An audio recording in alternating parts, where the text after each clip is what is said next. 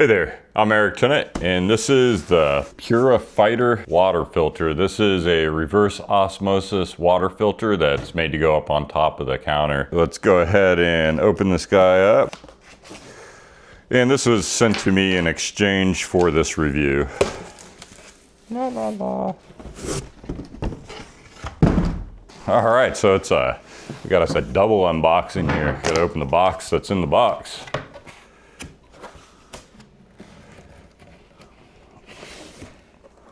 Okay, so they definitely have it packed in here very good, and they have plenty of foam, plenty of spaces along the side, so the odds of this thing getting damaged are very low during shipping.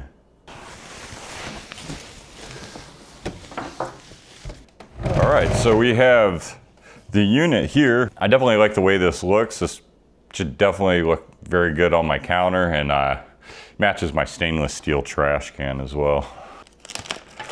All right, we got this little piece. Found out where this piece is supposed to go. Oh wow, it's magnetic. Wasn't expecting that. Yoop. Sweet. Okay, so that was easy.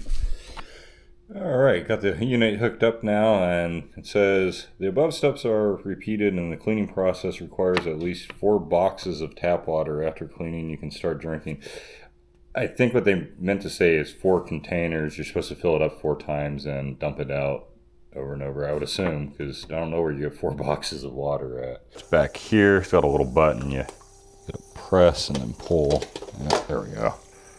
And let's see, this guy goes into here. And I'll go ahead and fill up the main tank here, and then I'm gonna do that 4 times. Okay, so the first thing you want to do is fill up this back reservoir here. And you just put any old tap water into that back reservoir. And then the back reservoir just simply slides onto the back like that. So what happens is the unit pulls water from this back tank. It also kicks in a little bit of the discarded water for the RO system into that back tank. So when it gets down to this last little bit, you gotta dump it out and refill it. What it's doing is it's filling into this tank here, and this is filling up so it'll be ready to basically put a cup underneath it and either fill it up with cold or hot water. Alternative to putting the back tank on is you can put it in and an outline. The outline basically needs somewhere to drain the RO wastewater to, and the inline, that can be any source of water. You could actually sit there and place this down into a puddle of water and make filtered water directly with it like that. It's full in the front. I could either pull this pitcher out here and pour like that, or you can hit the cold or hot water button.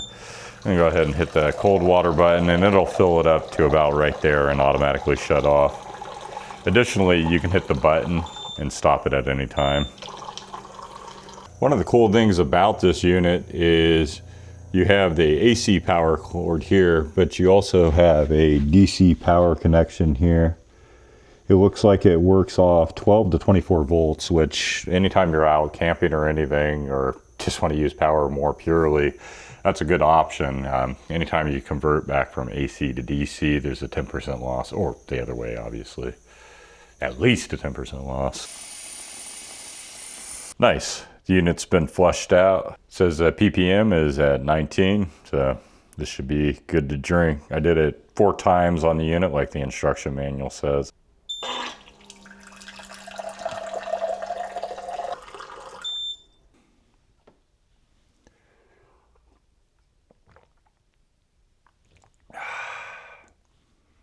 Good stuff.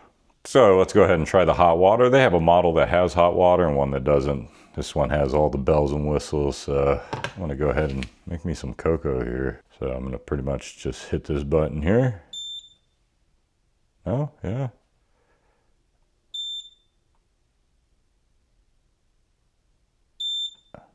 Oh, it had a child lock on it. If you hold the button down for 3 seconds, it'll turn the lock off. That was a symbol there. So now it should work when I just hit the button. Yeah, it's a good feature because it comes out piping.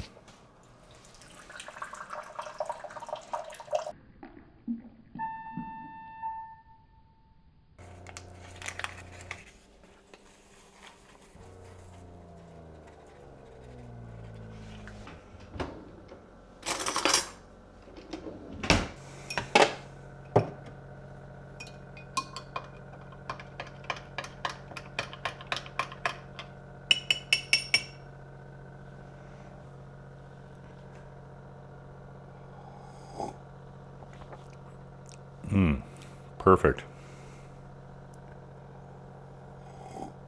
So now I want to really try out being able to use any water source thing. So what I got here to simulate this is, well, just a normal glass bowl here, and I'm going to fill it up with just plain tap water. You can use pretty much any water source. It can be even pretty nasty. You just want to make sure it flows. You don't want to clog up the pre-filter on the inlet line. Okay, so to do this, I remove the water tank, remove the water tank block, which there's a little button under here you got to get to. So I got it slid to the end of the counter, and now I can unplug it. All right, so the inlet line here, I'm going to go ahead and plug that into where it says N. Simple enough. And then pretty much drop that right into that water. Then for the out tubing, we're going to go ahead and just push that right into there. Pretty sure I can just discard that water out into nothing. You can recycle it like it does in the tank, but I'm going to choose to see what it does when doing it like any other of the RO systems. It just kicks the discarded water out real fast. Put that back in there. Oh, and I need to turn it back on. Now the system's pumping right through there. It's got water coming in, and you can see the discarded water coming out the other end. With this feature and the DC feature being on it, I definitely see how this could be used for, say, like an RV type camping. It's hard to get the water pressure like you do off the city line to be able to do this. I also definitely like the fact that it gives the parts per million coming in, and that shows basically when you need to change the filter. So if you're somebody that, you know, you're not going to be home all that much, drinking it all that much, filters are going to last you a pretty long time. But I mean, if you're running this thing, say in like a commercial application, and this thing's just getting drained and filled constantly, that number may come up on you a little bit quicker, which it's nice to know when you're not actually filtering anymore or just kicking stuff back into the water. So I'm going to try something here with the parts per million reading. So it said this is coming out at 6. Dump the bowl out here, and I'm going to put the filtered water right back into the bowl and have it return into the unit.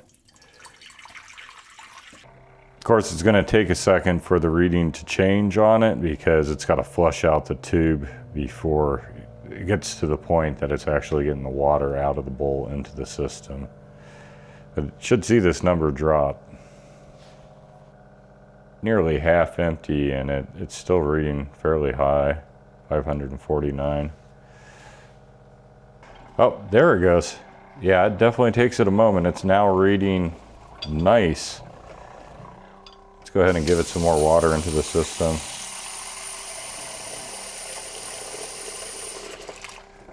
So yeah, it takes it quite a while to get to the actual water that you're sucking out to tell it the number. But yeah, that number does seem to be accurate. It was reading down pretty low.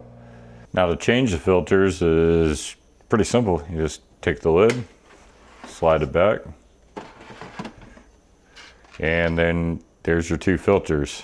You'll be able to change them. Pretty straightforward. You go lefty-loosey, it has a little unlock symbol there, and then you pull up the filter, and you would take a new one, put it back in there, same way you took it out, turn it to the lock position, and the other filter works exactly the same way. It's like putting a new core here. All right, put the lid back on here. It's just held by magnets pretty much. I like that. Put the water tank back on. Whoop. And yeah, I drink a lot of water. I'm a long distance e-bike cyclist. I go on 100, 200, 1,000 mile tours, whatever I feel like. So I go through a lot of water. So I'm definitely getting that old stuff out there. That'll be cooking level type filtering until I get that one changed out. And yeah.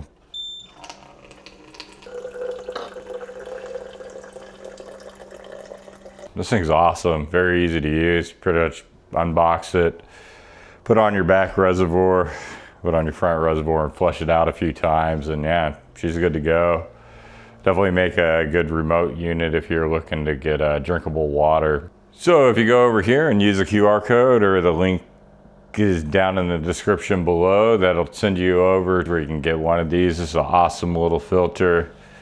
It's got a nice, sleek design to it. So until next time, my name's Eric Tennant, and you'll see me.